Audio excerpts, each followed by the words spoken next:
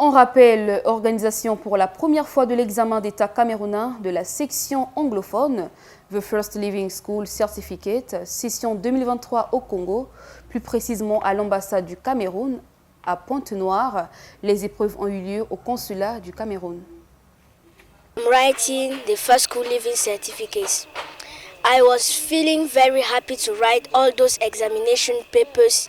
When I saw them, I saw that it was questions that we saw already. So I only wrote the answers very fast, and I was very happy also to see that my dream that I had since is going to exhaust my life. This morning we did mathematics paper 1 and 2 and English paper 1. It was easy. C'est une première. The First Living School Certificate a lieu en République du Congo. Au consulat de Cameroun de Pointe-Noire, ce matin, les épreuves ont été lancées à 8 heures précises par Gobina Mogambe Kofi, chef de service des examens en anglais. L'organisation du CEP anglophone aux premières sessions sur le territoire congolais est à mettre à l'actif de Shakespeare Academy et Connelton International School. Aujourd'hui, nous sommes là face aux fruits, à l'aboutissement, à la concrétisation donc de ce combat qui a été dur.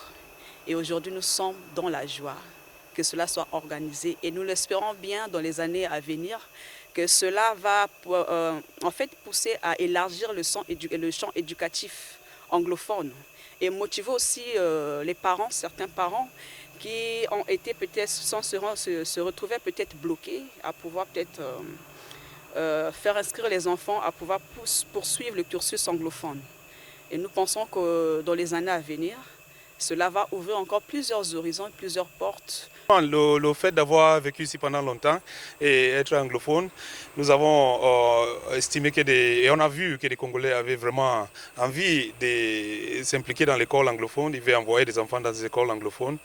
Et l'école Shakespeare Academy, c'est une école qui normalement fait des cursus scolaires anglophones, y compris notre école Connelton International qui se trouve au centre-ville.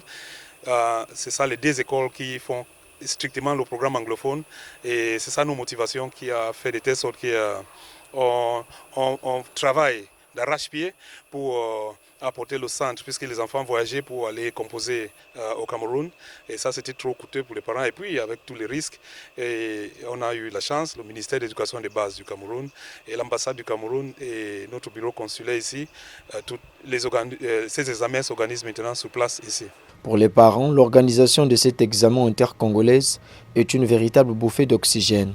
Mon impression par rapport à l'organisation du CP anglophone pour la première fois au Congo est que c'est un grand soulagement parce que avant, les parents expats avaient l'habitude de voyager dans les pays anglophones pour que leurs enfants puissent faire le CP anglophone.